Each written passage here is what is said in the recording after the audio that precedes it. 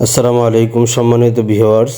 জবের ছাতু কিভাবে খেতে হয় সেই ভিডিওটা আজকে আপনাদেরকে দেখাবো।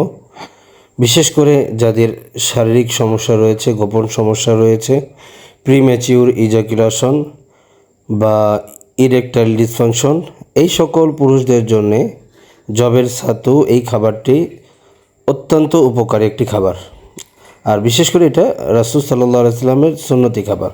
তো চলুন আজকে ভিডিওটি দেখি কিভাবে আপনি আপনার এই গোপন সমস্যা দূর করার জন্যে জবের ছাতুটা আপনি কিভাবে তৈরি করে খাবেন।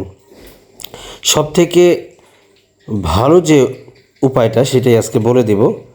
তো আপনি পরিমাণ মতো দুধ নেবেন, গরুর দুধ অবশ্যই, গরু, ছাগল, ভেড়া, মহিষ যেই দুধ পারেন আপনি নেবেন। 1 গ্লাস অথবা তার থেকে একটু কম বেশি করতে পারেন, সমস্যা নেই। তো সেই দুধটা জাল দিবেন। আমি এখানে খেজুর নিয়েছি, খেজুর আপনি দিতে পারেন নাও দিতে পারেন। হ্যাঁ, খেজুরটা আমার পছন্দ এবং খেজুরটা দিলে আরও সুস্বাদু হয়, আরও বেশি উপকার পাওয়া যায়, এই জন্য আমি দিয়েছি। পরিমাণ মতো দেখেন আমি জাল দিচ্ছি, একটু গরম হবে। হ্যাঁ, এরকম ফুটন্ত অবস্থা হবে, তখন আপনি কি করবেন, আপনি যে জবের ছাতু আপনি সংগ্রহ করেছেন সেই জবের ছাতুটি আপনি এখানে সুন্দর করে নেড়ে এটা আপনি ভালোভাবে হালুয়ার মতো তৈরি করবেন। তবে অবশ্যই মনে রাখবেন, যখন গরম হবে দুধটা আপনি চুলাটা অফ করে দিবেন, ঠিক আছে? চুলাটা কিন্তু অফ থাকবে, দুধ গরম থাকবে কিন্তু চুলাটা কি থাকবে, অফ থাকবে। তো গরম অবস্থাতেই আপনি পরিমাণ মতো জবের ছাতু আপনি মিক্স করবেন। সেটা হতে পারে 2 চামচ, সেটা হতে পারে 5 চামচ, 6 চামচ। আপনি যখন নিয়মিত খাবেন আপনি বুঝে যাবেন যে আপনি কোন পরিমাণ বা কতটুকু পরিমাণ আপনাকে দিতে হবে। তো আমি এখানে সামান্য পরিমাণ দিয়েছি, 2 চামচ, 2.5 চামচ, 3 চামচ, আপনার ইচ্ছা।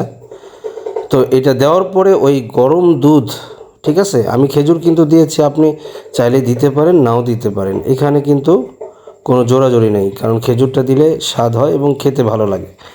তো ছাতুটা দেওয়ার সাথে সাথে দেখেন আমি এটা ভালোভাবে নাড়ছি, দুধ কিন্তু গরম আছে, চুলাটা বন্ধ আছে। হ্যাঁ, তো চুলাটা অফ করে নেবেন।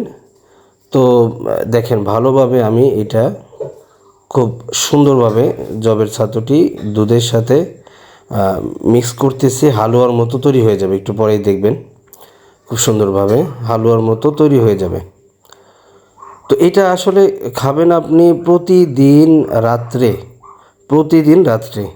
রাত্রে অনেকেই যারা ভাত খান না, ভারী খাবার খান না, তাদের জন্য তো এটা খুবই ভালো, ডায়েট করার জন্য এটা খুবই ভালো একটি খাবার। হ্যাঁ, তো রাত্রে আপনি যদি ভাত না খান তাহলে সব থেকে ভালো, কারণ আমাদের এই যে পেট বড় হয় বা ভুঁড়ি হয় এই বেশি ভাত খাওয়া, বেশি ভারী খাবার খাওয়া, এটা না খেয়ে আপনি জবের ছাতুটা খেতে পারেন। এতে আপনার স্বাস্থ্য ভালো থাকবে এবং গোপন সমস্যাটাও সমাধান হয়ে যাবে ইনশাআল্লাহ। আর যাদের স্বপ্নদোষ হয়, বিয়ে করেন নেই বা বিয়ে করেছেন তারপরেও দূরে আছেন, স্বপ্নদোষ হয়, তারা এইভাবে এই হালুয়াটি বানিয়ে নিয়মিত যদি খান ইনশাআল্লাহ 3 মাস থেকে 6 মাস আপনি ভালো হয়ে যাবেন ইনশাআল্লাহ।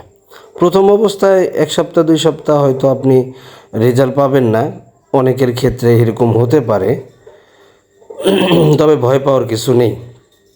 তো দেখেন আমি আস্তে আস্তে এটা ভালোভাবে নিয়ে রেছি। এখন যখন ঠান্ডা হবে তখন আমি এটার সাথে মধু মিক্স করব। আপনারা ভিডিওটা দেখতে থাকেন।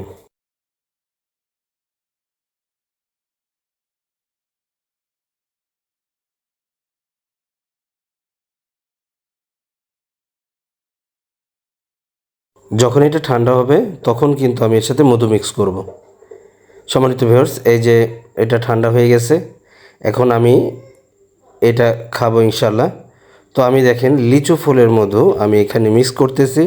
আপনি যে কোনো মধু এখানে অ্যাড করতে পারেন, কোনো সমস্যা নেই, ঠিক আছে?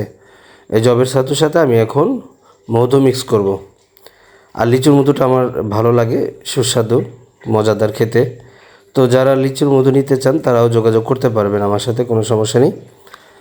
আর লিচু মধুটা ভালো লাগে, বাচ্চারাও খেতে পছন্দ করে, এটা সহজে পাওয়া যায়। তো লিচু মধুটা আমি দিয়েছি পরিমাণ মতো।